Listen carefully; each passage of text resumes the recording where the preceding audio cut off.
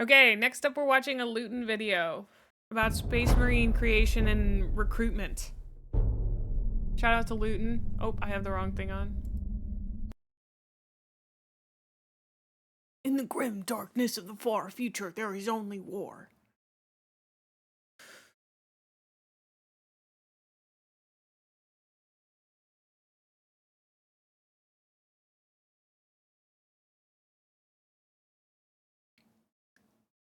Is he supposed to be talking?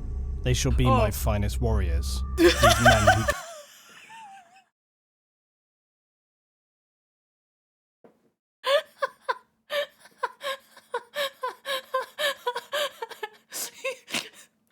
He got me with that, dude. I don't think he was meaning to, but he really got me with that one. Oh, this one's also from 7 years ago, so. Oh, okay. give themselves to me. Like clay I shall mould them, and in the furnace of war I shall forge them. They shall be of iron will and steely sinew. In great armour I shall clad them, and with the mightiest weapons they shall be armed. They will be untouched by plague or disease, no sickness shall blight them. They shall have such tactics, strategies, and machines that no foe will best unless I create the sickness as a virus bomb. them in battle. They are my bulwark against the terror. They are the defenders of humanity. They are my Space Marines. And they shall know no fear. Is that an actual quote? Does he call them Space Marines? I feel like he would have said Astartes. I mean, I'm Space not Marines doubting are humanity's quote, most elite fighting force. They're the defenders of civilization, Whoa. but their immense power is forged through a harsh selection process, extreme genetic and body modifications. This grueling transformation kills many recruits, and those who do survive it are left arguably barely human. The conversion from weak mortal to demi-godlike superhuman is one gifted to only a tiny amount of humans in the 41st millennium. And Astartes, when his transformation is complete, will be stronger, tougher, mentally more powerful by factors than an ordinary human. And while a Space Marine's prime mission is to protect humanity, their physical disparity from ordinary common humans can actually leave many Astartes to look down on these lesser common humans, while others will feel a renewed sense of dedication to protect those who can barely protect themselves. It's important to remember that Space Marines are the defenders of humanity and not the rulers of it. Humans, for better or worse, have been the leaders of the Imperium of Man until recently with the return of Primarch Robert Guilliman. While the transformation of a human to Space Marine is complex, you'll often hear the term...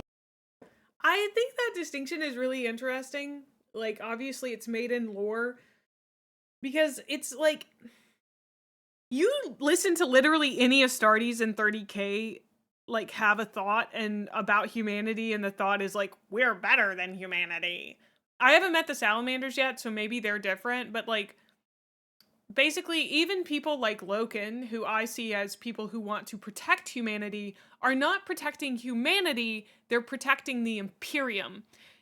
This is like a weird and interesting distinction, I feel like, that I have noticed. It may not be completely true, but I feel like the focus is more on protecting the Imperium of mankind, not like humans, if that makes sense. Like, I don't think the Astartes would be sad if like all of humanity died out. They would be sad because the Imperium of mankind no longer technically existed, but like they would still have their stuff. So like, the ones that I've read about in 30k so far, and the 4 books that I have read, don't seem to care very much about humans in general. Yeah, the idea of humanity. Because I've heard that like salamanders are much more open to the idea of like humans as good, because most of the Astartes, when it comes to the Remembrancers, seem to really dislike the Remembrancers, although I understand like why they don't like the Remembrancers, because that's the imposition of humanity's power on the Astartes, who see themselves as a separate force. It's actually really interesting, and I don't want to get too much into it because it's kind of political, but there is a parallel to be drawn here between the Astartes and kind of police and how they view themselves as separate from civilians. Or maybe military folks. I feel like I have seen this less in military folks than I have in police forces. I feel like police forces tend to think of themselves as separate from civilians. And many of them, you know, like police don't protect people, they protect assets, they protect capital. They are not here to protect you, they are here to protect capital. They are not your friends in America. And so like our police forces are much more akin to like they're protecting an idea more so. But I guess our military is pretty similar too. And that is not me, like, I'm not slandering cops here. That is like a fact that is what they do. That is their purpose. Doesn't matter if they say protect and serve. They are not doing that. That's not, like, if their actual function is different than their stated function, then that's their true function, and their true function is protection of assets and capital. Again, don't want to get too political about it, but basically I see a parallel here in the way that like Astartes separate themselves in the way that like police and military do. Because those are like people who are legally allowed to carry guns. I think that's like one of the big differences. At least I've lived in states where that's not a huge thing.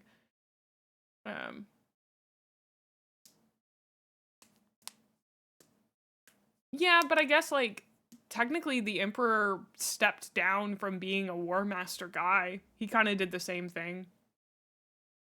But like with police, their ultimate commander is not a civilian.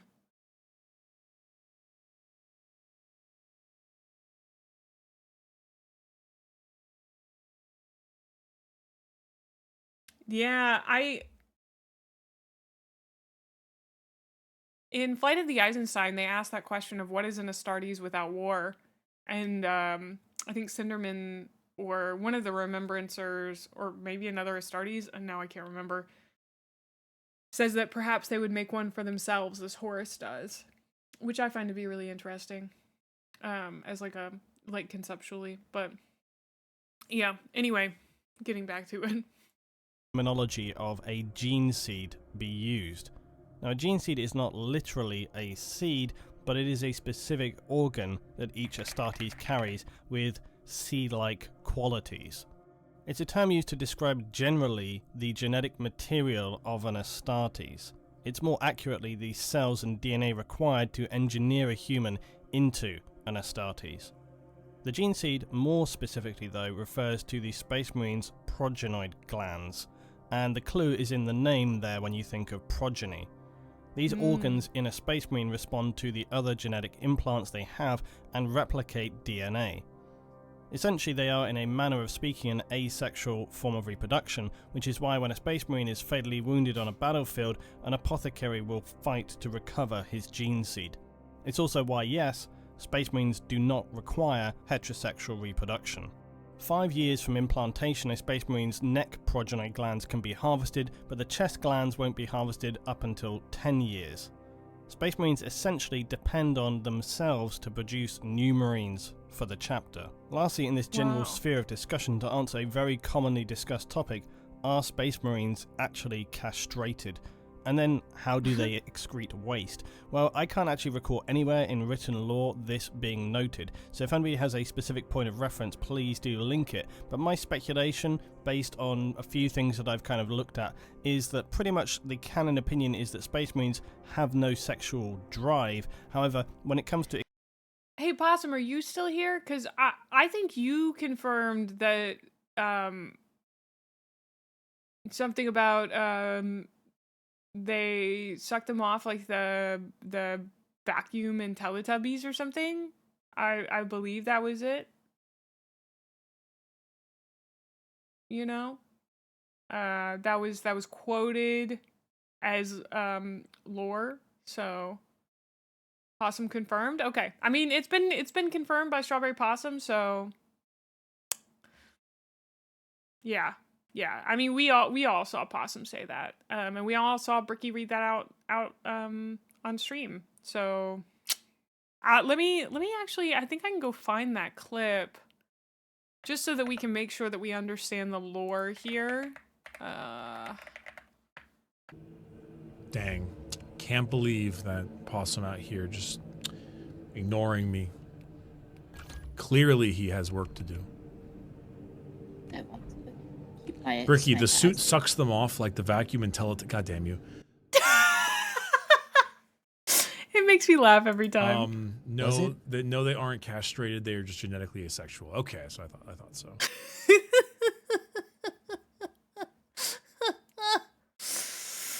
Oh, it shouldn't make me laugh that hard, but it does. It's the getting got. It's the getting got that's so funny.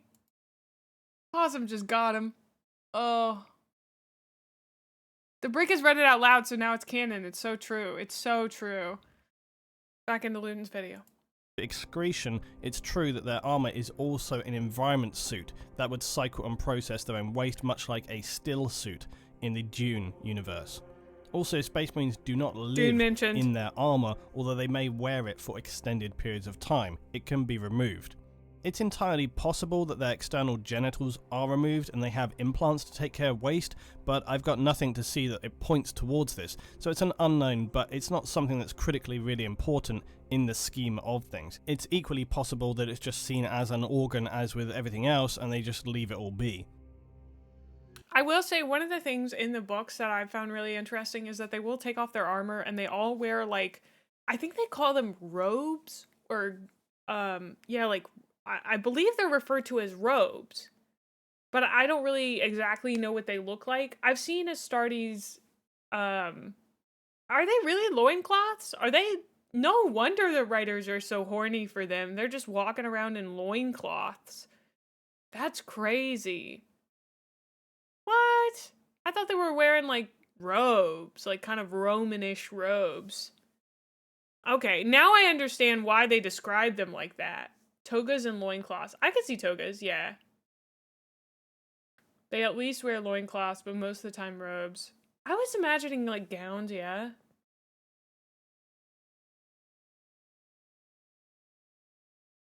The black carapace looks kind of yucky. What do you mean? What is the black carapace? They wear body gloves? Oh, yeah, with the little fuzzy slippers. They are the epitome of big dick in the locker room energy. I mean, they're like the biggest guys, except apparently they, I don't know, I guess maybe they have dicks, but I don't know. I feel like, why do you think they castrated them? Like, genetically? Were they like, I don't know, were they just, was GW just like, nah, we can't have people be that horny about him. Like, everybody with the size diff thing is gonna be like all over these dudes. And like, do they think that's gonna stop us? Black carapace is the skin over the top of a Marine where there's ports and things to interface with their power or armor. It's an organ. Emperor didn't want them reproducing? I know, but you could have them, like, sterile and still fuck. I don't know. Oh. You're gonna find out why. Okay, okay. Okay. Now, before we look further into how a Space Marine is forged in the 41st millennium, let's remind ourselves how they were created over history. Now, the first form of Space Marine was originally created by the Emperor during the unification wars of the late 30th millennium. Earth at this time was a barren wasteland of scavengers and barbaric warring tribes after civilization had imploded as a result of the Age of Strife. Earth, being cut off from its supply routes in the warp, cannibalized itself and fell into total anarchy. After the Emperor originally created techno-barbarians, a crude adapted form of super soldier, he would form them later into the Thunder Warriors. These warriors were brutal, powerful, and most importantly, highly unstable. The Emperor knew that he wouldn't be able to work with these soldiers forged in the fires of anarchy beyond the unification of Earth's warring tribes, and so he secretly constructed his genetic facilities in a fortress deep below vast mountain ranges on Earth. Here, he would, with some few remaining gene rights, create his Primarchs using his own genetic material as a template. Then subsequently, the very first of the new breed of warriors, the Space Marines, or Astartes. But what are the Thunder Warriors? Imperial records state that the Thunder Warriors were nearly all wiped out during a particularly bloody battle at the end of the Unification Wars on Mount Ararat. Conveniently, the new Legiones Astartes were created readily to replace them. Now, records from this time are understandably fragmented, but described eyewitness accounts from the few Thunder Warriors to survive this battle, like Eric Taranis, stated that it was in fact the Emperor himself who massacred the Thunder Warriors. Others have stated that it was also in collaboration with his custodian guard. In several instances that occurred since this time where Thunder Warriors have appeared and faced their Astartes brothers, the Thunder Warriors have nearly always managed to inflict casualties beyond expectation before they are finally felled. This gives some indication of how powerful they were as warriors and why the Emperor felt they were perhaps too dangerous given their power and psychological instability to function as a disciplined fighting and defensive force for the new Imperium. Regardless, this whole situation is a dark and little spoken of episode for the Emperor of Man. Vocalizing these events would no doubt have some Inquisition or Ecclesiarchy on their way to you very promptly. With the Thunder Warriors killed in the Battle of Mount Ararat, the new Space Marines, the Legiones Astartes, would come to the fore. Unlike their Thunder Warrior forebears, they would undergo rigorous mental training as well as physical and genetic modifications. This would give them immense physical traits as well as being near unbreakable with their mental conditioning. The new Marines were initially segregated into 20 legions. This separation was not for simple organizational purposes. Each legion was imbued with genetic traits from their Primarch, and as such this impacted their character and behavior. To ensure unity, the Emperor designated them to stay together. Hold on, I'm not sure if he stated this. Did he create the Primarchs in their Guvats first, or did he create the Astartes first? Because I assume he created... And when did he create the Custodes? First Primarchs, then out of their genetic code made Astartes. Okay. And then I guess the Custodes do have a Primarch. Custodes were before Thunder Warriors. That's really interesting. Custodes, Primarchs, and then Astartes. Well, why didn't the Emperor just make more Custodes? Like, I don't mean to be like, just make more Custodes, forehead, but why didn't he just make more Custodes, forehead?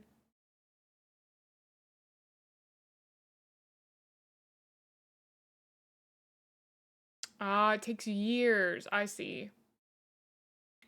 Okay. They take too much time and resources. Okay, so he needed something quick and dirty. Got it.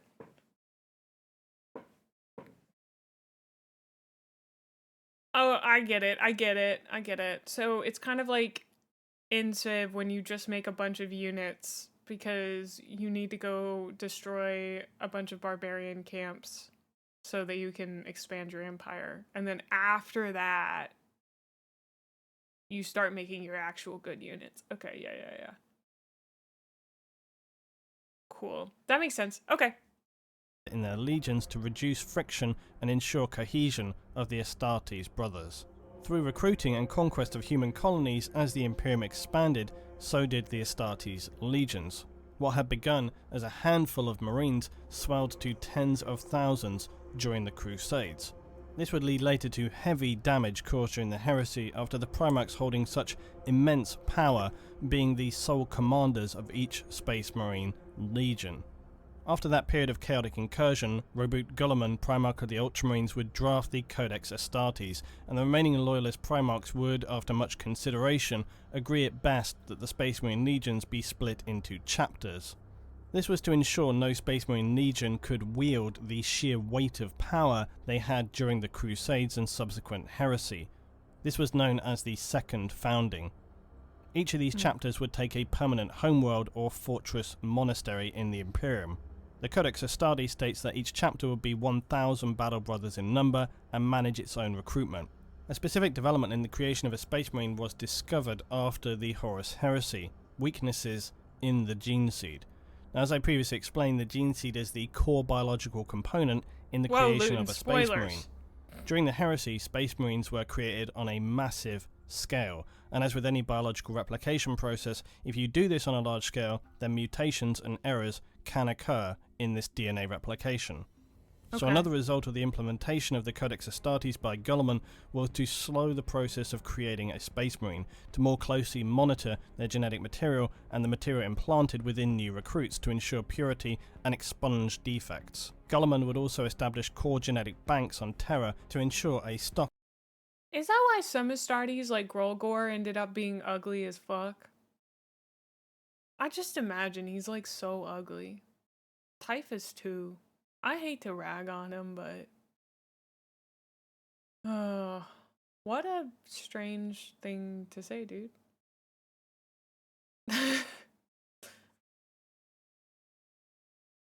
That makes sense. That makes sense. They can't make new gene seeds. Of genetics existed. These pure sources would provide new material for the foundings of Astartes chapters and also prevent any further contamination. They aren't supposed to look good. Have you seen As previously Leutin? described, each chapter is responsible for its own Attractive man. replenishment. It chooses where and how to locate potential Space Marine candidates. Many will recruit solely from their own homeworld, but others will reach out to hive worlds of the Imperium to locate powerful and resilient fighters.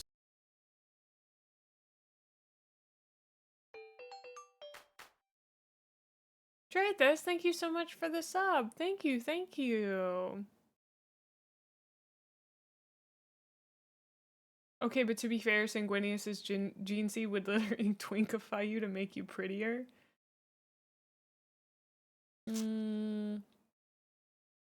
Yeah. I mean, like, I don't know. The way they draw some Astartes is really very attractive. I mean, they're just big men.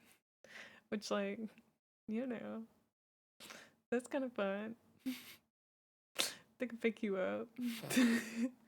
Big men. Big men, big hands. Big guy. Just a big guy. You know. Not that I'm saying I have any thoughts about that at all whatsoever. Nope, no thoughts about that or opinions or feelings. Yeah. Just look at the Blood Angels who all got recruited from a radioactive wasteland but look like sexy space vampires.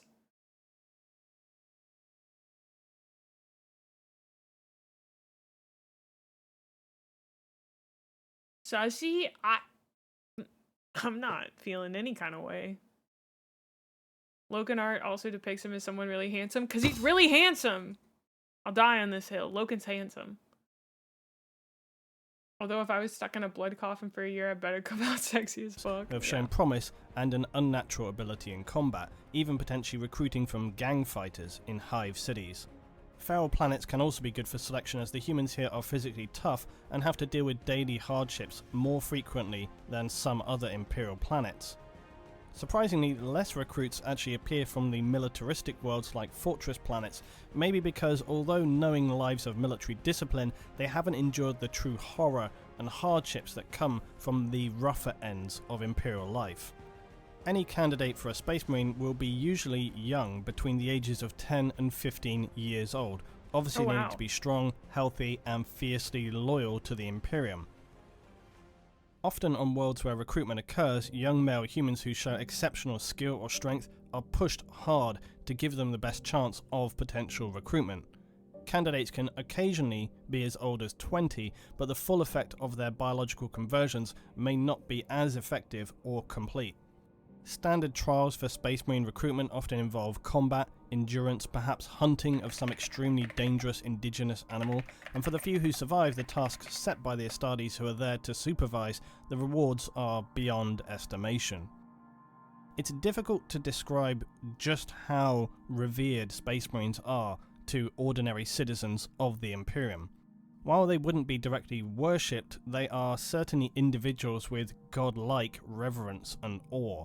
Many humans in the Imperium will go their entire lives without ever even seeing an Astartes, and they may only arrive on an Imperial planet once in a generation. On some worlds, they are even somewhat mythical. So for a family on an Imperial world to have their son chosen for Space Marine recruitment and candidacy would be an honour beyond imagination. but from some perspectives, bittersweet, in as all likelihood they may never see them again once they have been accepted, and in very high possibility will probably die in later processes. I find it really interesting that the first time in 4 books that we like really understand that these guys used to be human is when Garrow talks about like looking back down at Terra. And I don't know, I find that to be really strange. Like they all have parents, which is kind of crazy. I mean, not all of them knew their parents, probably. Many of them came from very rough and tumble worlds, but you know.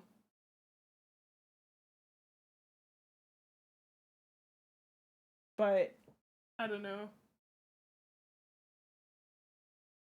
I may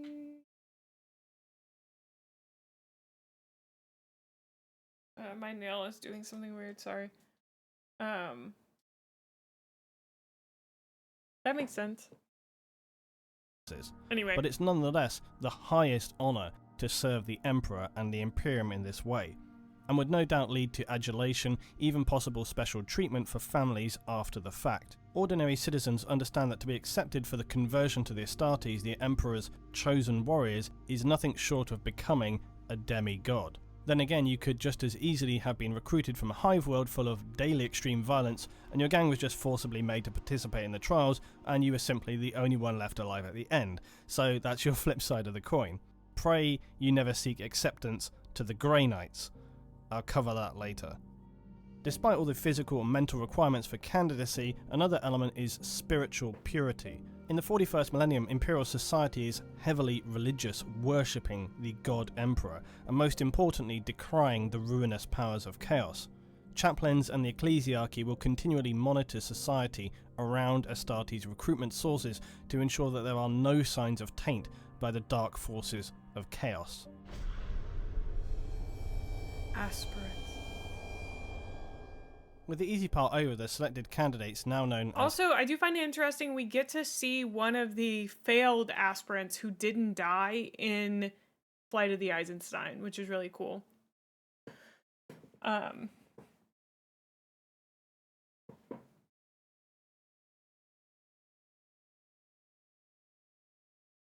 Yeah.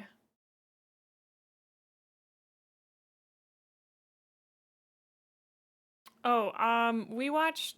What did we watch? How did I already forget? Yeah, we did watch Paul is Bad at Stuff. We watched some Northern Lion earlier, too.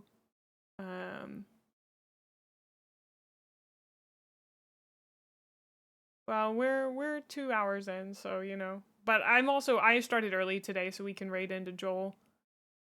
Porcelain Mate's having his male model debut. So...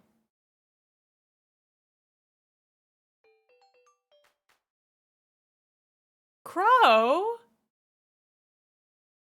Whoa! Thank you so much. Thank you. That is so sweet of you. Thank you for the 10 gifted. Ah, what? For little old me? Oh. Thank you, thank you. That is very sweet of you.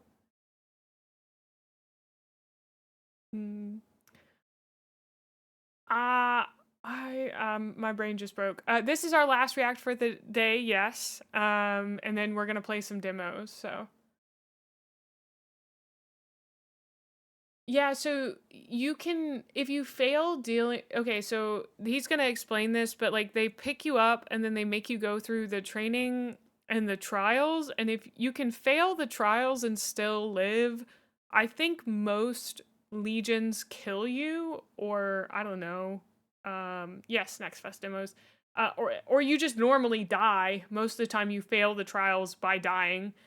But Caleb, who is Garrow's like house Carl is what they call him, is basically a failed Astartes that gets taken in by the Death Guard.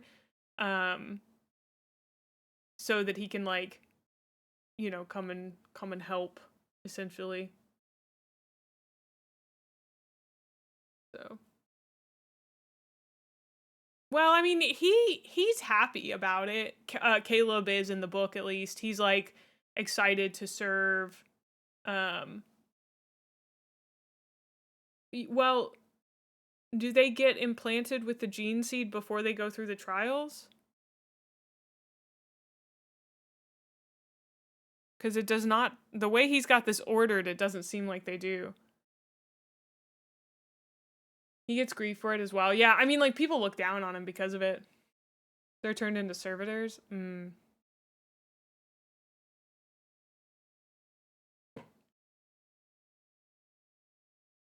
It's the first implant after the trials. Yeah, so you said that killing them wouldn't make any sense because they wanted to harvest gene seeds, but that doesn't make any sense because they haven't been implanted if they failed the trials.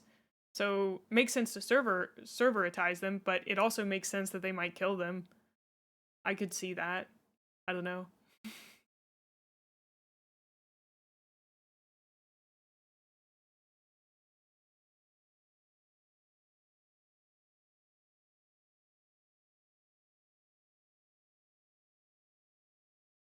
I didn't say they couldn't die without the gene seed implanted.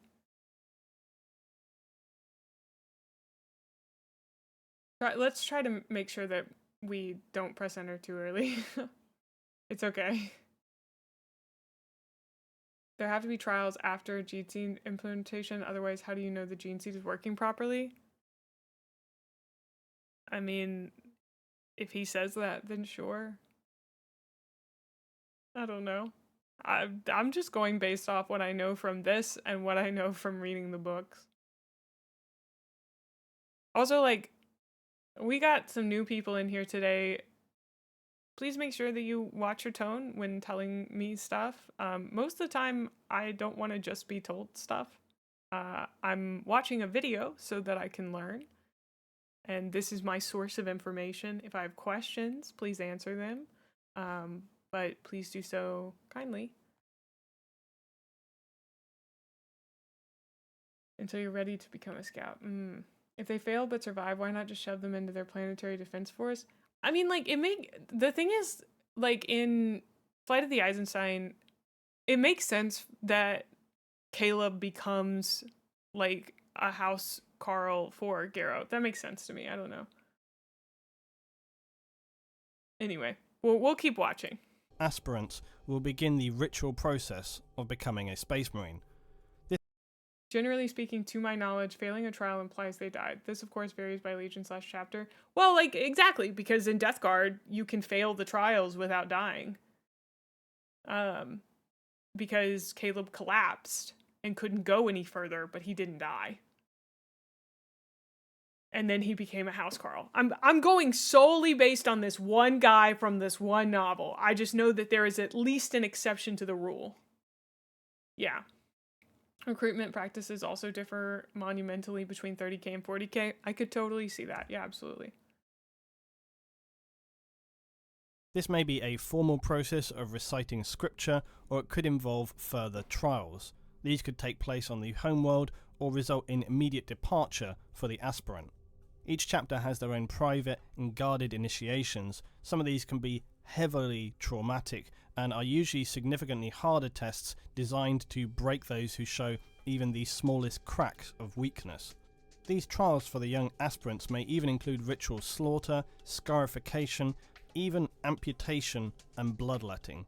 It's all designed to prove their commitment, loyalty and unwavering faith in the Astartes chapter. Unsurprisingly, some aspirants do not pass this phase of testing physically or mentally. Aspirants will continue periods of testing and examination as well as actual live combat during their period as a recruit for the Space Marine chapter. And some of these trials may be cleverly disguised as coming-of-age rituals, other celebrations some more combat-based. All, though, will be observed carefully by senior members of the chapter and chaplains who will be assessing key traits and behaviours, looking for candidates who fulfil their exacting requirements. Some of these aspirants from Feral worlds or even other worlds may not be truly aware of what Space Marines are, and this innocence may in some way protect them from making overthought errors that cost them later. Still, some chapters actually take little interest in these early stages and will only actually become involved later once aspirants have been further thinned down. The whole process is a physical and psychological minefield. Some challenges could be unachievable, while others the simple act of survival is enough to merit approval to progress to the next stage. All the tests put to Space Marine aspirants are designed to test every element of their being to the limit and expose any weaknesses that are present, as well as learn about how they handle and make judgments on situations they are presented with. While the Okay. Like lore videos from 30k or 40k is because I genuinely am so uninterested in having quote unquote lore debates. Like, I know that that is like an interesting and fun thing that some people do, but I just don't care. I care about what I read in the books and what I can remember from the books, and to me, that is where I get my lore. And I only know so much, so if I say something and you're like, actually, that's wrong, it's because I literally didn't know. It's not because it's an opinion that I have. And I think, like, too much of the lore discussion that people have is, like, they imagine that you have the exact amount of lore knowledge that they have. And, like, that's just not true. And nobody's been, like, weird about this. I was just thinking about it, and I was like, that's why I haven't, like, dug into it this way, because I don't care about it. I'm here to enjoy the lore, and I feel like it is not a competition. Knowing more lore than me or having known lore for longer doesn't make you better, and it doesn't make me worse.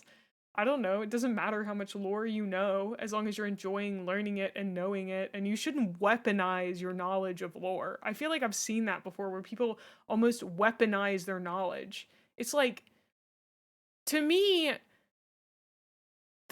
I will say, like, canon purity canon purists can get whack. I can understand that, but also the way that I avoid having those debates is by just saying, this is what I have read and this is what I know to be true in the books.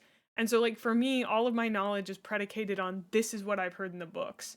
So, like, I don't know. I know it's a big thing in the hobby. I'm doing my best to avoid it. So if people are here to hopefully have their lore debates or whatever, I'm sorry, I'm not the VTuber for you. I mean, I'm also not, I don't want to put down people who only know memes. I think it's perfectly fine if the only way you consume Warhammer is through memes. People should consume the hobby the way that they enjoy. And I mean, the thing is, like, I'm not saying anyone is a certain way. You're welcome to call yourself out if you want. But, like, I don't know. You just kind of know what you know. Have a good time with it. But anyway, well, I felt like I had something else to say about the Astartes, but I've forgotten it. Recruitment age for these aspirants is undoubtedly young. It's worth remembering that the nightmare environment of the 41st millennium is undoubtedly very harsh, and so growing up... Basically, that boils down to, like, if I get something wrong, you correcting me is not a win. I want people to understand this, because the way that this happens, I'm going to explain this to everybody in autistic terms, or my autistic terms, right? When we are having conversations, we're exchanging social power. And when someone, quote unquote, wins an argument, they gain more social power than the person who, quote unquote, lost the argument. And I think that many people feel like when they correct other people on canon, they suddenly, quote unquote, win the argument. My way of getting out of that is going, haha, I do not care, Space Marines kiss in my head. And, like, to many people, that's a cop-out. But to me, it is saying, I do not play by the rules that you have established of purity within canon. I just go based on what I've read in the books and what I think is kind of fun. So, like, I want people to understand that when you correct me, you have not, quote unquote, won the argument, because I am not arguing with anyone about lore. I do not want to engage in arguments about lore unless it's, like, really, really dumb stuff. Like, I don't know, does Fulgrim pick his nose every night? The answer is yes. But, like, it's just like, blah, blah, blah, blah, blah. There are some people for whom that is like an actual enjoyable activity. And I'm so glad, dude. Some people really love that stuff. And like, go have a great time with it somewhere else. I don't know. I mean, like, yeah, we don't want people to be like, but also, what false info are people going to be spreading, I guess? But, I don't know. He picks his nose and he doesn't want anyone to know he does. Yeah, that's so right. Boogers are an imperfection, so he'd hate that his nose is so full of mucus, so maybe? Yeah, no, it's true. It's absolutely true. He uses a little tissue. I mean, he's not like super gross about it, but he definitely does. Leutin cuddles Mercedes and you can't convince me otherwise. I feel like... yes. Oh, yeah, maybe their hands are too big. You assumed he made Eidolon pick his nose? Oh. Peter Turbo sneaks into his room at night and puts them there.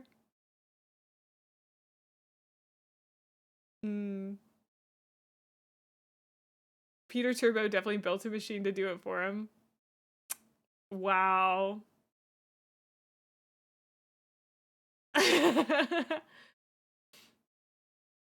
Oh, man. Yeah. I don't know. I know that seemed like it came out of nowhere, but I was just thinking about, like, why hadn't I watched these videos before? You know, we've got some new people in here, and I just, like, want people to understand that, like, I want to enjoy this hobby. This hobby is never going to be a competition for me. It's never going to be a contest. I don't think you can win at Warhammer lore. You can't win at it, you know? But, and I want people to know that I feel that way, and that if you're in my chat, it's okay to not know things, and I think that's really important. It's okay to not have the answer, and if you do have the answer, keep your mouth shut unless I ask. Exactly. I think there's a lot of fun and whimsy in the grimdark future, and that's what makes it bearable to me. Because I was thinking, I literally wrote this in my notes for Fulgrim this morning when I was reading it. That the Primarchs really remind me of, you're good. They remind me a lot of Greek gods, right? They are larger than life. They are extremely powerful, but they are still burdened by human desires, emotions, etc., you know. Yeah, the lore's been going on for 30 years. It's gonna be a little fucked up. You've never read a more whimsical setting than 40k. Yeah. I think, like, that, I guess that's what I want to communicate more than anything, is that I feel like there is a try-hard mentality that I have noticed as I bumped up against 40k, that people feel it's very important to know things. And I love being a dumb little girly pop sometimes. I like that. I enjoy being a well-informed, well-spoken person also, like for my book reviews, but most of the time I like being a little girly who doesn't know anything except Space Marine big. Space Marine could hug me in his big arms and crush me, and I'd thank him. But I feel nothing about how large they are. No thoughts in my head about them, you know? You know? I'm gonna read his book one day. Caiaphas Cain. Caiaphas Syphilis Cain. I don't know his name, actually. I am on Fulgrim. I'm also painting a model with each of them, so I'm taking my sweet dang time. Oh, trust me, I totally understand. Because the thing is, I want people to know that when I say this, I am not above you. I'm not better than you. If somebody said something about bones that was incorrect, every bone in my bones knowing body would want to correct them on it. If somebody says something about Ocean's 11, 12 or 13, or about leverage, God forbid someone says something wrong about leverage, I would be like, ugh! well, actually, like, I have that urge too, and it takes a lot, you know? Oh, that's easy. Just do what I do. Only pay attention when you hear funny little buzzwords and anger chat by saying something wildly inaccurate. That's my mods. The door is locked, the window's shut, and the projector turns on. We're watching all 5 seasons of Leverage right now. Right now. Cause like I don't want anyone to think like I am looking down on people who do that, because I understand it. I'm just saying I don't want to participate in it in 40K because I think people can get really aggressive with it. I think that initial urge to be like, actually is very, very normal, very fine, very valid. If you have been in my chat and you have corrected me on something, I'm not mad at you at all. I'm not like, oh, wow, I can't believe they'd want to share their knowledge with me and want to make sure that I know the correct thing. You know? Can I get some actuallys in chat, please? I don't know. I just want to make you aware that I'm not being like, well, everybody but me does that. No. You say something wrong about Leverage and I'm actuallying you. She hates us. No! No, I love you guys. Well, I like you guys. When you all sit nicely for my can crack, I definitely love that. But Leverage is the show where they pretend they're not going to get the main cast together and then they pretend it was a surprise gotcha in the later seasons, isn't it? Actually, so during the first episode, they all get pulled together by Nate Ford, who used to be an insurance adjuster, but isn't anymore because he got fired from his job. Actually, he left his job after his son died and his wife divorced him because the insurance company that he worked for denied the claim for his child to get an experimental like thing done. And so Nate Ford gets approached by this guy, whose name I can't remember, but I can see his face perfectly. So he gets approached by this guy, and this guy is like, please go steal these plane plans back for me. They got stolen. They're my work. And so Ford gets these 4 criminals together that he's hunted during his time as an insurance investigator. And then they all get together, and they're like, we're just going to do this one job. And then they all have this amazing sequence where we get to see everything that they do. And then they get together, and they're like, just this one job. But then they have to go get revenge on that guy. And then they start doing other jobs. And then, like, I think at the end of season 1 or season 2, at the end of, like, season 1 or season 2, they all, like, break apart. And then, of course, they come back together. And, like, my favorite part of that, is when Hardison is like, dude, they've been doing something hinky in the Middle East while we were gone in the last, like, 6 months. You don't want to know what they were doing over there. And then Elliot, the bruiser, hitter, he's like, they're like, well, Elliot, where have you been? And he's like, the Middle East. Do they kiss when they get back together? Yeah. Parker and Hardison get together. It's really cute. Anyway, I love the TV show Leverage. It's my favorite TV show of all time. You may think that Bones is actually my favorite TV show, but it isn't. Leverage is my favorite TV show. I think it's the perfect network TV show. It ran for 5 seasons, and that's the perfect amount of time for a TV show to run. And it was really great, and it had the best characters, and the only problem is that the actor who played Nate Ford is a piece of shit. And you just kind of have to look past that and enjoy the rest of the show. So, a balance between hobby enthusiasm and respect/empathy for your fellow viewer/streamer. Yeah. I actually think I remember that show. I saw a few episodes. The tough guy doesn't use guns, but he beats everyone up, right? Yeah, he goes, I don't like guns. And then there's an episode where he uses guns, like, really, really well. And they're like, I thought you didn't use guns. And he goes, well, I didn't say I didn't know how to use them. Oh, that's so good. It's like a show that literally, like, runs on cliche. And it's so beautiful. The engine of Leverage is cliche. And they do it so beautifully. Oh, he hospitalizes the fuck out of people. Oh, it's so good. I think it's really, really good. Welcome on in, Vrax. We're glad to have you. Is the main character Brock Sampson? Nate Ford. What? Who's Brock Sampson? What?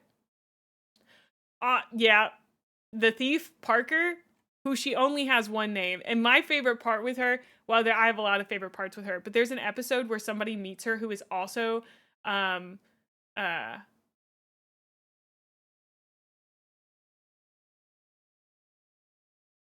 Frozen, I feel like if people are correcting me on stream, then I would say that they know quite a lot beyond memes.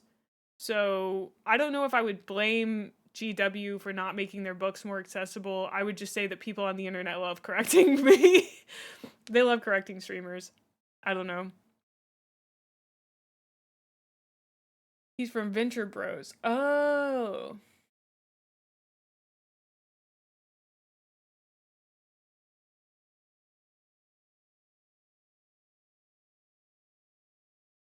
Yes.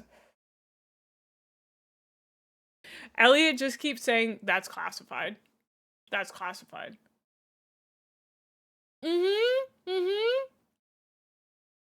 Yes, Elliot used to be a chef at one time, and he knows how to use a knife really well. They go in one of the episodes to a wedding that's like a mob boss's wedding, like his daughter's wedding.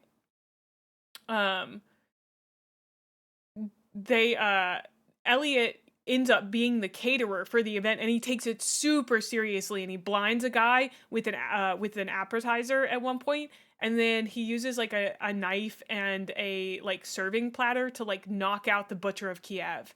That's like what the guy's name is. And there's like this scene where they're like, do you think that the butcher is going to remember you? And like it like smash cuts to like this room that's on fire, and Elliot is fighting the Butcher of Kiev, and the butcher is like, my face, walk, as he's like getting burned. It's like, so, I'm telling you, it's so good. Leverage is the best TV show ever made. Oh. It came out in like 2006. I need you to understand. It's so goofy. It's so good. Like, it's not like the best written TV show ever. It's not well written. I mean, like, it is. I think that's what's so crazy about it, is that the product that it is the perfect version of that product, right? It is the goofiest show out there that is meant to be taken seriously on some level, but it never takes itself too seriously, which I think is perfect for a show that's entirely about heists. Yeah, it's just a goofy action flick, and every single episode they're executing a different heist, which, let me tell you, is difficult to write. Yes! The Elliot scene where they ask him what he did on vacation, and it smash cuts to him tied up in a cave in a Russian roulette game. It's so good! Stuff. Wait.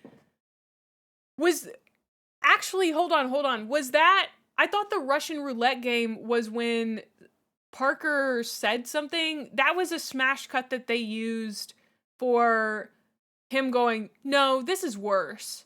I thought that, like, there's a scene... Because they smash cut Elliot quite a lot. Because he has another one. I thought there was one with a monkey. That is kind of an actually... Well, because I was thinking about it, and I was like, I think they smash cut it. Elliot mostly smash cuts to goofy shit. It's so true. I've got to say, like,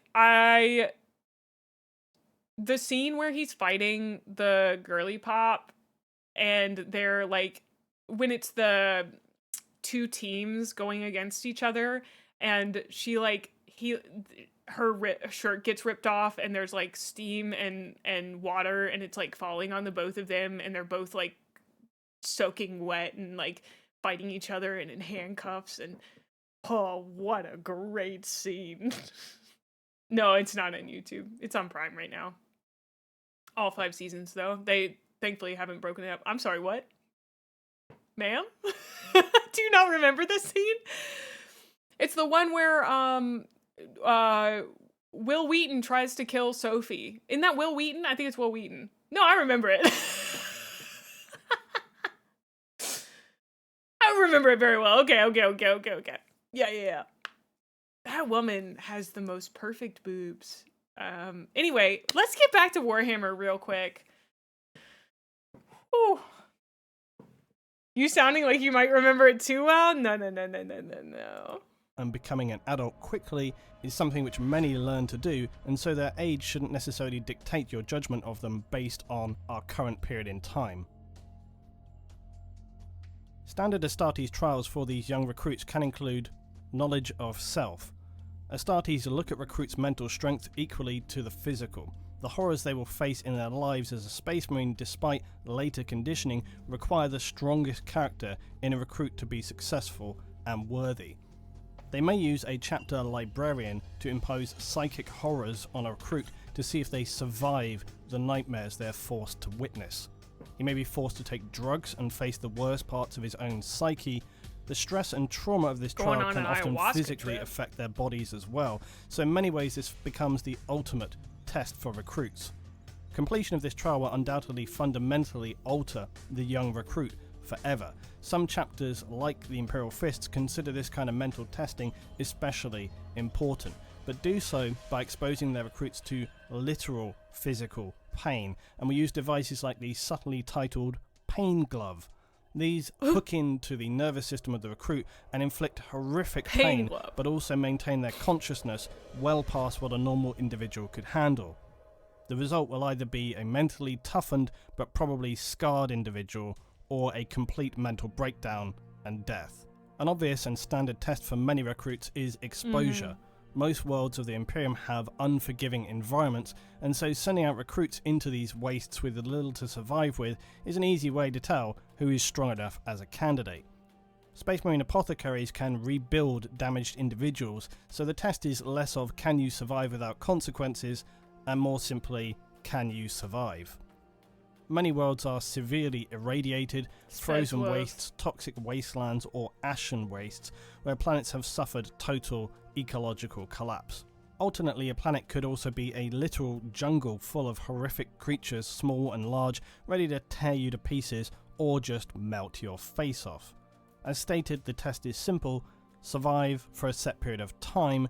It will also likely involve some object of crossing a distance from A to B, so as to avoid recruits just digging a hole somewhere and sitting in it until time has elapsed. Some of the tests could well be impossible to complete and are simply assessing who can survive longest or travel furthest before dying or near death. The Ultramarines and Space Wolf chapters are known to favour exposure testing. A fairly self-explanatory trial, recruits are pitted against one another in one-on-one combat. When the last few remain, the assessing Astartes will usually halt the assessment. The type of duel could vary between armed or unarmed combat, consecutive combat, or recruits switching out on completing rounds. There is one constant though, and that is it's always a fight to the death. Again, apothecaries are able to heal most ordinary human wounds with ease, so these fights are often fairly no-holds-barred brutal affairs. Amputation and heavy trauma being the norm. Unsurprisingly, duels are the Blood Angels trial of choice, but others such as Dark Angels, Imperial Fists and Space Wolves also put this trial to their recruits. War is life in the Imperium, and although some worlds know this more than others, planets used for recruitment usually have some form of regular combat going on. This trial is less a trial and more a means of assessing potential candidates. Astartes may have observed headhunting particularly strong champions, or they may watch them from orbit, observing infighting between tribes on Imperial feral worlds. In this trial, recruits are tasked to head out into their homeworld and slay a beast for causing chaos or harm to their world. Many Imperial worlds host highly dangerous life forms or worse, orc infestations. The recruit must go out alone, or sometimes in small groups, and return with their captured hunt often alive. With these group hunts though, the nasty twist is that there can only be one successful recruit, so they could turn on each other, break off alone to achieve or steal victory. I personally question the validity of this test. Fighting to the death to show strength over others seems plausible, but setting out in as a group but then betraying other recruits seems to go kind of against the traits Astartes look for in recruits. Anyway, on returning home, they'll be required to slay their successful hunt in a ritual in front of their community before being led successfully away in the throes of glory. Lastly, the quite vague challenge trial. And this is exactly what it is, some We're form just of gonna probably challenge you. unsurmountable challenge. This could be to attempt to fight a full-blown Space Marine in combat. An impossible task, you might imagine, but usually remember this is the 41st millennium and bizarre occurrences are abound. While the thought of a child fighting a Space Marine seems insane, remember the task is usually to see how they approach it, not necessarily their success. In some extremely rare situations though, the Aspirant may actually beat the Space Marine challenger. As completely impossible as this may seem, that individual usually will hold some unusual or rare power and will go on to become... Is that... Who's this bald man? Who's this bald man here? If they're bald, they're evil. Random blood angel? He looks so much bigger than all the other blood angels. Oh my gosh. become a legendary hero of the chapter. The Aspirant will also usually be That's Mr. armed, Clean? while the Space Marine unarmed and you're without his right. power armor. Still, as with most of the former trials, the test here is really about if they can just survive at all, not so much best their opponent. Other arguably more horrific tests though could be non-combat based and test a recruit's strength, speed, mental skill or resistance to toxins. So they might for example be forced to drink nightmarish toxic chemicals, lift weights so heavy they break their bones apart, or evade some kind of horrific dangerous trap. Recruits deemed to have succeeded by whatever standards, however unlikely, will then be restored by chapter apothecaries. Ultramarines and again Imperial Fists favour these trials. Clearly, a great many recruits will not survive this stage of assessment, but even those who fail to be accepted but by some miracle survive will usually be heavily respected for having done so, not just by their families and friends, but by the assessing Astartes. Having done no wrong but maybe just not made the cut, these surviving but unsuccessful aspirants who were assessed on their home world may return to their former communities, a rare occurrence. Or they may continue on to serve the chapter as a serf, a menial but loyal servant who takes personal care of, say, a marine's armour and some weaponry. of them go home. Those returned to their homes are extremely few, but surprisingly are not perceived as failures. It would be made clear to all that having just survived, they have shown sheer strength and integrity as an Imperial citizen. They would then likely go on to become a strong leader for that world as Imperial Guard, Planetary Defense Force, or some other leadership. Okay, so they don't, I mean, but those are the people who survived. Successful aspirants will now become Neophytes. They will Caleb move on must to the be a next weird stage, where they'll begin the case. early stages of conversion to a full Space Marine, with the initial implantation of the Geneseed, and chemical adaptation of their genetically enhanced organs. This could mean immediate departure with a Space Marine brother to the next phase, or it may be that they are allowed to celebrate in their home community before departure. A very huge moral boost for the Imperial community there, and also to help reinforce Imperial values and loyalty. To be able to say your community gained a successful Astartes recruit is no small thing, and statues, paintings, songs and stories will be told for many years, if not generations to come. Neophytes will be expected to engage in training for combat as well as other mental training, as well as following chapter lore. If a Neophyte should break chapter lore through ignorance or unthinkably by deliberately doing so, they will expect severe punishments. A Neophyte breaking chapter lore will not simply be thrown out, they would likely be mind scrubbed, live out their lives as either, best case scenario, chapter serfs, being menial servants, or worse, forcible amputation and body conversion to life as cybernetic drones and slaves as servitors. Successful Neophytes immediately will begin conditioning to be implanted with their gene seeds and relevant genetic enhancements. Okay, we're gonna pause here because we got ads coming up. Oh, hi Dreadnought. Hi. Why didn't the Emperor just make a girl Primarch then, huh? If the Geneseed kills women, why didn't he just make a girl Primarch, huh? It's because the Emperor hates women and he's never fucked. Thank you. Thank you for coming to my TED Talk. All right, we're going to ads now. BRB in about 3 minutes. I'm going to go get a snack and go to the bathroom. Space All right. Marines must be male because the gene seed Tangent is over. only compatible with male hormones and genetics. So no, you Oh. won't see female Space Marines. The Neophytes also need to be tested for compatibility. I'm always kind of surprised that this doesn't happen before the recruitment trials, but anyway, so they're tested for compatibility, otherwise as with organ transplants. Rejection would be fatal for the Neophyte. Even with this testing, it can still happen later down the line. They will then further have their mental strength checked before implantation of the gene seed begins, to ensure that they are in no way compromised by the forces of chaos.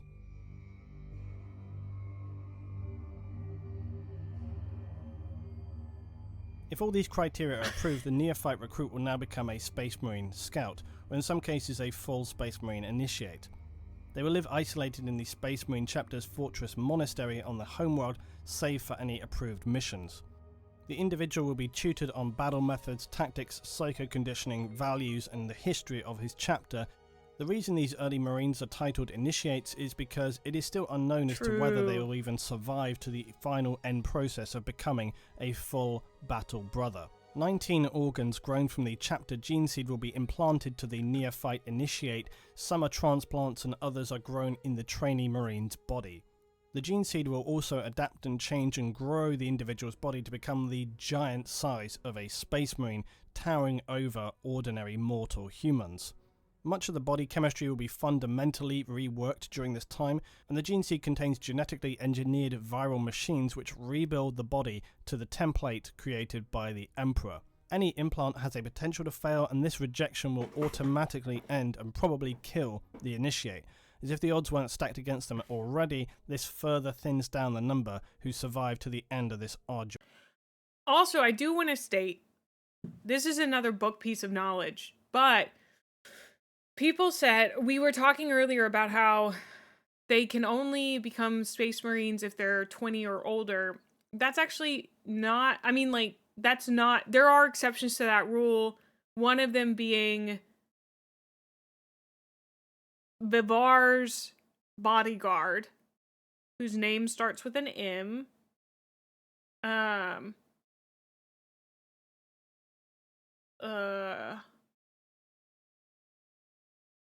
I can't, I get him and Malagurst.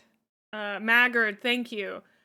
Maggard gets the gene seed implanted into him, and you get to see the process of him growing larger in the book. Technically, like, sort of, they talk a little bit about it. Like, he starts becoming bigger. Oh. Seems that Fabius Bile made female Space Marines and seeded them into Emperor's children. That sounds sick. Love that. But yeah. I mean, Maggard doesn't live long enough for us to see if the transformation, like, fully takes, but he just gets non-Astartes enhancements? Really? Because, I mean, no, sorry, I shouldn't have said it like that. From what I read, he was literally growing larger. So was it other stuff that caused him to do that? They said that his face was transforming to take on that look of gigantism that the Astartes have. That was a chaos mutation of a woman who joined the Emperor's children. He then rose in the ranks. She then rose in the ranks, and other Marines called her sister. Oh. Those are uplifted adults. Oh, I just didn't know the name. So he wasn't becoming an Astartes? Oh, never mind. I mean, that's why I thought it was the gene seed. It sounds like it's the gene seed. It is a thing. The less the enhancements work. That makes sense. Your body's growing less.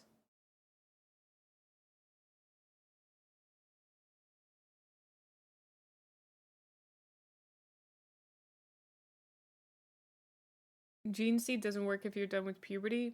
They said that it can work, but maybe not as well. Older folks becoming Space Marines is really dangerous. They can die super easily. Okay. Process. In brief, the 19 implanted or grown organs to become a full Space Marine are as follows. Oh. First, a secondary heart to increase blood supply and capacity. It can also pump steroids and extra adrenaline for battle situations. The osmodular or iron heart. This strengthens and grows the skeleton of a space marine so that his bones will contain a ceramic-based mineral which is added to an initiate's diet. After a few years, the Space Marine skeleton will be exponentially stronger than a normal human. The ribcage will have become fused to a solid bone plate, providing extra protection for internal organs.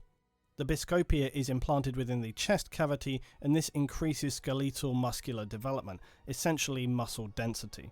The hemastomen assists in carrying oxygen and nutrients more efficiently throughout the blood. It also assists in regulating the second and third implants. The Larraman's organ is also placed in the chest and manufactures synthetic Larraman cells. These serve like ordinary human blood platelets but faster and more efficient. When a Space Marine is wounded, they form fully healed scar tissue in seconds, preventing hemorrhaging. This ability can make Space Marines appear invincible as they take wound after wound. Anything other than the most catastrophic of injuries is going to leave them still standing. The catalepsion node is implanted in the back of the cerebrum. It allows Space Marines to avoid the need for sleep, entering them into a form of ongoing coma, allowing their brain the ability to systematically recharge by individual parts at a time. This enables them to stay on duty for hundreds of hours. The seventh implant is the preomnor. It functions as a decontamination chamber above the stomach and will analyze ingested materials, neutralizing any organic or inorganic toxins. It also enables the Astartes to eat materials for sustenance that would kill ordinary humans. The omophagia is implanted in the upper spinal cord. It absorbs information through ingested DNA and RNA related to memories. The purpose is to gain tactical or survival information by eating animals or life forms indigenous on a planet. In addition to a second heart, Space Marines also have multi-lungs as their ninth implant. 3 in fact. This is to give them extra oxygen absorption in thin air environments. In a toxic environment, their ordinary lungs are shut off to allow the third lung to act as a filter for any necessary toxins. The 10th adaptation is the ocular lobe. It's a Geneseed adaptation that enhances eyesight along the optic nerves. This gives increased accuracy of vision and increased... Well, I was gonna say, is the thing that lets them eat animals, is that what the Blood Angels kind of primarily focus on when they're eating dudes? Like, is that why they eat dudes? Is that why they say they eat dudes? I'm pretty sure they just like eating dudes. Okay. Low light sight ability.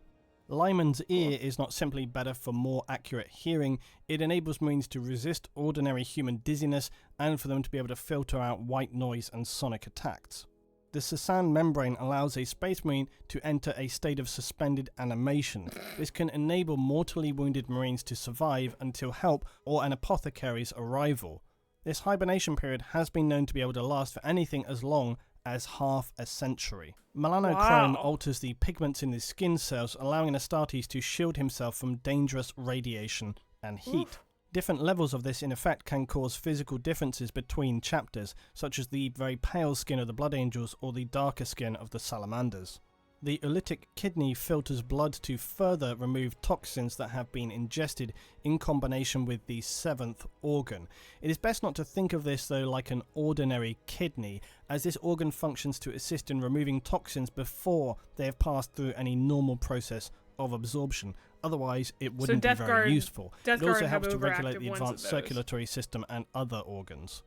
The neuroglottis in the mouth allows a Marine to biochemically analyze things by taste or smell, or determine if something is poisonous or safe. Despite their advanced organs, this could still be very useful for a variety of purposes, and it can also enable them to track targets, much like a canine. The muconoid is implanted in the nervous system and, if activated through an external treatment, will cause the Astartes skin to secrete a waxy substance. This will cocoon them to protect them in situations of extended suspended animation, even the vacuum of space or other temperature extremes. The Betcher's gland consists of 2 glands implanted in the mouth. These allow the Astartes to use their saliva as a corrosive acid when consciously activated. This could enable them to corrode bars if they were held captive or remove doors from their hinges. It also can assist them in eating difficult to break down substances.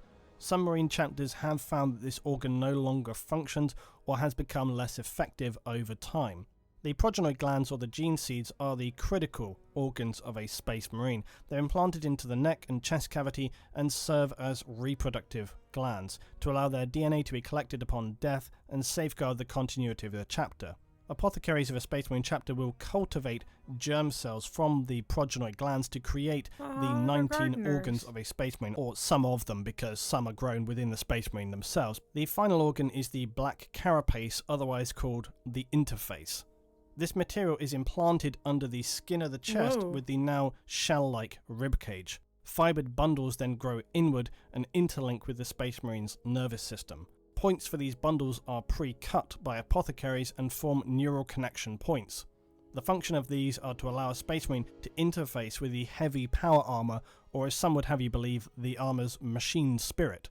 These connections enables faster reaction and maneuverability. As some would have you without believe. this, Space Marines would lumber around very much encumbered by the heavy armor they wear. It's worth remembering that this whole process probably sounds heavily traumatic, but consider that it ideally happens on the young Neophyte or initiates between the ages of about 10 to 12 years old and should be then completed by age 18. Many are going to suffer critical or multiple organ failure during the process. The penalty, or arguably mercy for this, is usually euthanasia, although conversion to a servitor for the chapter is sometimes an option depending on chapters and their needs. Again, for those families who never see their sons again, in some cases it's probably for the best. All they need to know is he's serving the Imperium. Oof. Now, more recently, since the involvement of Belisarius' call of the Mechanicum, Primaris Marines are a new breed of superhuman Astartes. Under instruction from Roboute Guilliman, Primaris Astartes are only created from the Geneseeds of loyalist Primarchs. They contain 3 additional organs, and their Geneseed is considerably more genetically stable. Guilliman had instructed Call to develop these new organs with the goal of creating the Primaris, and their additional organs are the sinew coils. This enables the sinew of a Primaris Astartes to be durametallic, contracting with immense force, gifting them extreme strength and his body further resilience.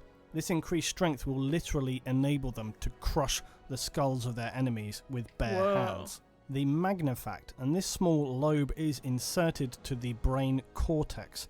It secretes a hormone to increase the body's growth functions with the goal of also intensifying further functions of the other implanted organs. Apparently, this organ is in fact half of the immortis gland, the god-maker gland of the Primarchs. For undisclosed reasons, Call was only able to discover the right half of this gland, not the full gland itself. The left half had been fully eradicated from Imperial records by either the Emperor himself or others unknown. And third, the Belisarian furnace. This organ lies dormant and connects to both a Marine's heart. Hey Leutin, Leutin, buddy, you have an error in a 7-year-old video. Can we talk about It said magnifact twice. Immense physical stresses, it expels chemicals simulating combat stimulants, increasing the regrowth of tissue, bone and muscle. This is a short-term use organ and requires time to recharge after using.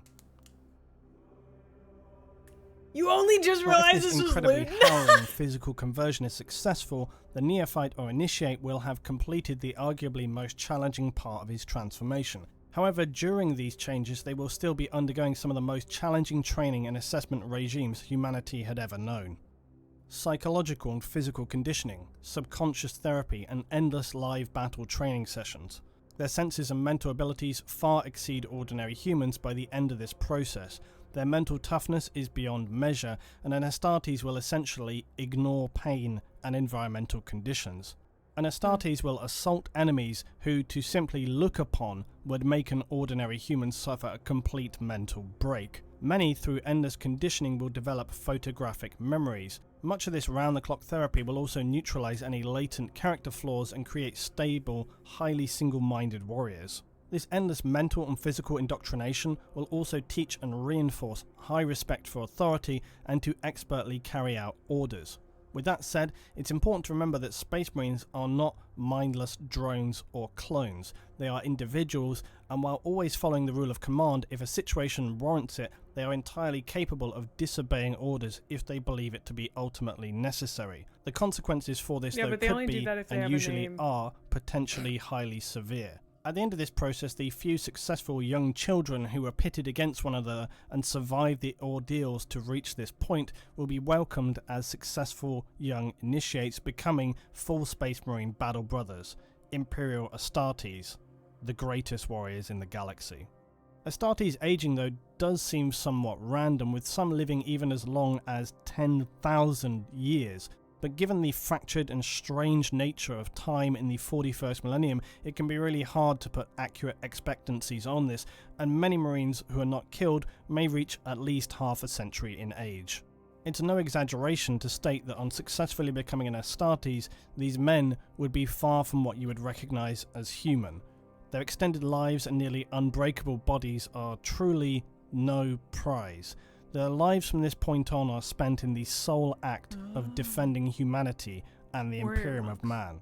Accepting that their lives will be lost in battle at some point in the future, probably in horrific circumstances, they'll never see anyone they had ever known in their lives again.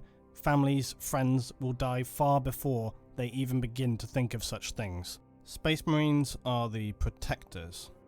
Humanity in the 41st millennium stands on a precipice. We've known many horrors, disasters, and catastrophes, the ending of many worlds, but the next millennia will be the most critical. Threats surround humanity, some still difficult to gauge just how severe and if we can resist them. Our hope is in the Astartes, and the Imperium of Man, and the Emperor. With the Primarch rulebook Guilliman returned, there is a glimmer of hope in the darkness.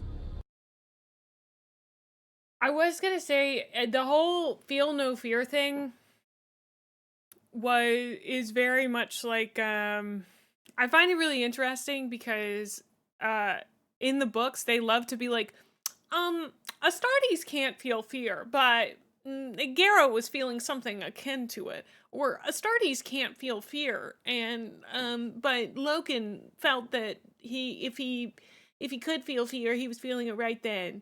Astartes don't often feel fear, but like it's so it's so interesting how they use that in the books. They feel fear, they're supposed to be conditioned to ignore it.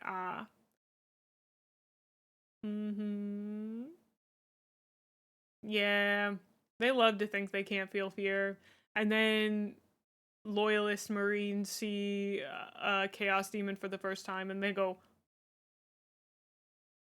oh, uh-oh, that's so gross. Whoa. May, if you were told you were immune to cars hitting you, you wouldn't know you weren't until it hit you, right? Yeah, but I'd probably try it out.